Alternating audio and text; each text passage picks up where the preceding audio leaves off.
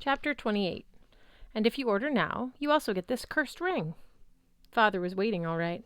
He paced in the living room, sipping golden juice from a silver goblet, while Inge stood nearby, waiting for a spill to happen. When we walked in, Mr. Alderman turned toward us, his face a mask of cold anger. "Where have you—" His isosceles jaw dropped. I guess he didn't expect to see us soaked in sweat, covered in grass and twigs, our slime-caked shoes leaving slug trails across his white marble floor. Mr. Alderman's expression was one of the best rewards I'd ever gotten, right up there with dying and going to Valhalla. Hearthstone plopped his canvas bag on the floor with a muffled clatter. He signed, "Payment," palm up, brushing one finger toward his dad like he was flicking a coin at him. The way Hearth did it made it look like an insult. I liked that.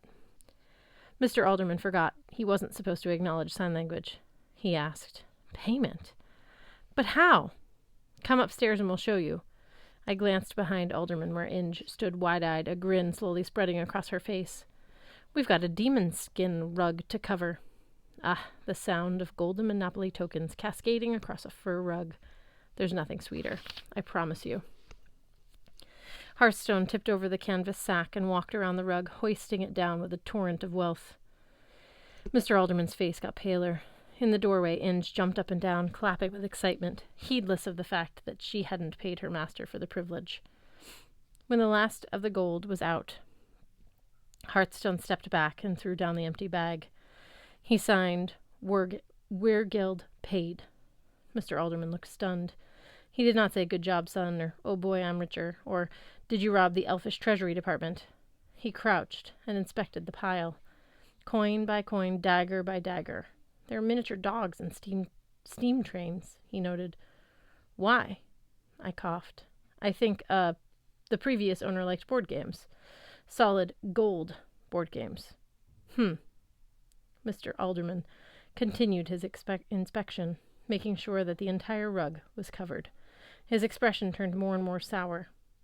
"Did you leave the property to acquire this?" "Because I did not give you permission." "Nope," I said. "You own the wilderness behind the backyard, right?" "Yes, he does," Inge said. The master glared at her, and she hastily added, "Because Mr. Alderman is a very important man." "Look, sir," I said, "it's obvious Hearthstone succeeded. The rug is covered. Just admit it." "I will be the judge," he snarled. "This is all about responsibility, something you younger folks do not understand. You want Hearthstone to fail, don't you?" Alderman scowled. "I expect him to fail. There is a difference. This boy earned his punishment. I am not convinced he has the potential to pay it off." I almost screamed. Hearthstone's been paying it his entire life. I wanted to pour Andvari's treasure straight down Alderman's throat and see if that convinced him of his son's potential. Hearthstone brushed his fingers against his arm. He signed, "Calm. Ready with the ring." I tried to control my breathing.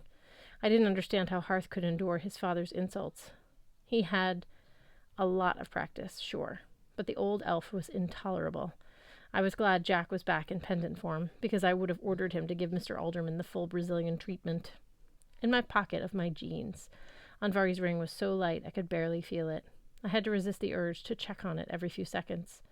I realized that was one reason I felt so irritated with Mr. Alderman. I wanted him to say that the debt was paid. I didn't want Hearthstone to be right about needing the ring, too. I kind of wanted to keep it. No, wait, that's not right. I wanted to return it to Andvari so we didn't have to deal with the curse. My thoughts on the subject were starting to get muddled, as though my head was full of river sludge. "Aha!" Mr. Alderman cried triumphantly. He pointed to the top of the rug. At the nape of its neck, where the fur was thickest, a single blue hair sprouted from the treasure, like a stubborn weed. "Oh, come on," I said. "That's just a minor adjustment." I shifted the treasure so the hair was covered. But as soon as I succeeded, another hair popped up from the spot where I'd taken the gold. It was like the same stupid blue hair was following me around, defying my efforts. "This is no problem," I insisted. "Let me get out my sword. Or, if you have a pair of scissors." "The debt is not paid," Mr. Alderman insisted. "Unless you can cover that last hair right now with more gold, I'm going to charge you for disappointing me and wasting my time." "Say, Half this treasure? Hearthstone turned to me, no surprise in his face, just glum resignation. The ring. A wave of murderous resentment washed over me. I didn't want to give up the ring, but then I looked at the whiteboards around the room, all the rules and menu items, all the expectations that Mr. Alderman expected Hearthstone not to meet. The curse of Andvari's ring was pretty strong. It whispered to me, telling me to keep it and get filthy rich. But the urge to see Hearthstone free of his father, reunited with Blitzen and out of this toxic house, that was stronger. I brought out our secret last bit of treasure. A hungry light kindled in Mr. Alderman's space alien eyes. Very well. Place it on the pile. Father, Hearthstone sighed. Warning. The ring is cursed. I will not listen to your hand gestures. You know what he's saying. I held up the ring. This thing taints whoever owns it. It'll ruin you. Heck, I've only had it for a few minutes and it's already messing with my mind. Take the gold that's already on the rug. Call the debt paid. Show some forgiveness and we'll return this ring to its previous owner. Mr. Alderman laughed bitterly. Forgiveness? What can I buy with forgiveness? Will it bring Andiron back to me? Personally, I would have punched the old dude in the face. But Hearthstone stepped toward his father. He looked genuinely worried. Curse of Fafnir, he signed. Do not. Andvari had mentioned that name. It sounded vaguely familiar, but I couldn't place it. Maybe Fafnir was a Powerball lottery winner. Hearthstone gestured, please. Hand flat against the chest, making a circle. It struck me that please was just a more relaxed, less angry version of sorry. The two elves stared at each other across the pile of gold. I could almost feel Alfheim swaying in the branches of the world tree. Despite everything Alderman had done to him, Hearthstone wanted to help his father. He was making one last effort to pull his dad out of a hole much deeper than Andvari's. No, Mr. Alderman decided. Pay the Weir Guild or stay in my debt. Both of you. Hearthstone bowed his head in defeat. He motioned at me to give up the ring. First, the Skofnug stone, I said. Let me see that you're keeping your side of the bargain. Alderman grunted. Inge, bring the Skofnug stone from its case. The security code is Greta. Hearthstone flinched. I guessed Greta was his mother's name. The holder scurried off. For a few tense moments, Hearthstone, Alderman, and I stood around the rug and stared at each other. No one suggested a game of Monopoly. No one said, yippee, and jumped in the pile of gold, although I'll admit I was tempted. Finally, Inge came back, the blue-gray whetstone cupped in her hands. She offered it to Alderman with a curtsy. Alderman took it and handed it to his son. I give this to you freely, Hearthstone, to do with as you please. Let its powers be yours. He glowered at me. Now, the ring. I was out of reasons to delay, but it was still difficult. With a deep breath, I knelt and added Andvari's ring to the treasure, covering the last little bit of fur. The deal is done, I said. Eh? Alderman's gaze was fixed on the treasure. Yes, except one thing. You promised me media exposure, Magnus Chase. I have arranged a little party for tonight. Inge? The holder jumped. Yes, sir. Preparations are coming along. All 400 guests have RSVP'd. 400? I asked. How did you have time to set that up? How did you know we succeed? Ha!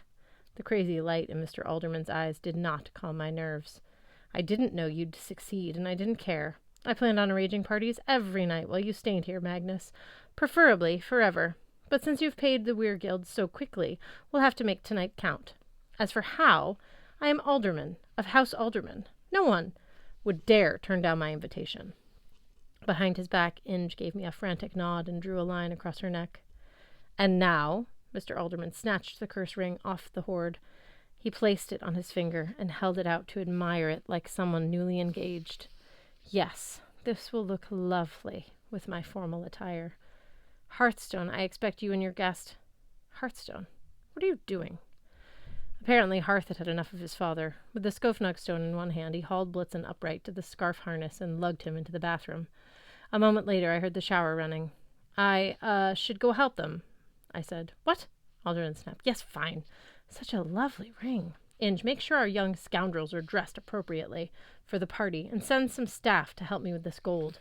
I must have every piece of treasure weighed and counted and polished. It will look wonderful polished. And while you're at it, I didn't want to leave Inge alone in the same room with Mr. Crazy Ring, but I was getting nauseated watching Alderman flirt with his fortune. I ran to join my friends in the bathroom. The only thing more disturbing than a severed god's head in your bubble bath, a bleeding granite dwarf in your shower. Hearth propped Blitzen under the shower head. As soon as the running water cascaded over Blitz's head, his form began to soften. His cold, gray face darkened into warm brown flesh. Blood flowed from his wounded gut and swirled around the drain. His knees buckled. I lurched into the stall to hold him up. Hearthstone fumbled with the Skofnug stone. He pressed it against the gushing wound, and Blitz gasped. The flow of blood stopped instantly. "I'm a goner," Blitz croaked. "Don't worry about me, you crazy elf. Just—" He spit out water. "Why is it raining?" Hearthstone hugged him fiercely, crushing Blitz's face against his chest. "Hey," Blitz complained. "Can't breathe here." Hearth, of course, couldn't hear him and didn't seem to care. He rocked back and forth with the dwarf in his arms. "Okay, buddy." Blitz patted him weakly. There. He looked up at me and silently asked several thousand questions with his eyes, including, why are the three of us taking a shower together? Why am I not dead? Why do you smell like pond scum? What is wrong with my elf? Once we were sure he had fully unpetrified, Hearth shut off the water. Blitzen was too weak to move, so we slid him into a sitting position, right there in the shower. Inge rushed into the bathroom with a stack of towels and some fresh clothes. From Hearth's bedroom came the sound of spilling coins, like a dozen slot machines paying out, punctuated by the occasional crazy laugh. "You might want to take your time in there," Inge warned us, glancing nervously behind her. "It's a bit hectic out there." Then she left, closing the door behind her. We did our best to get ourselves cleaned up.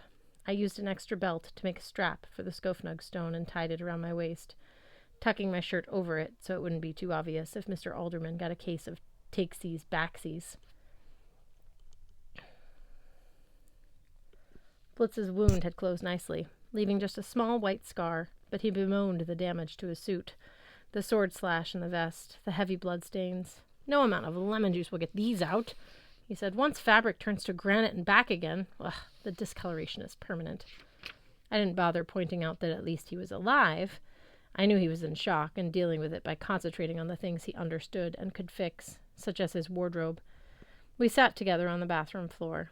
Blitz used his mending kit to stitch together bath towels for extra Alfheim sun protection, while Hearthstone and I took turns, filling him in on what had been happening.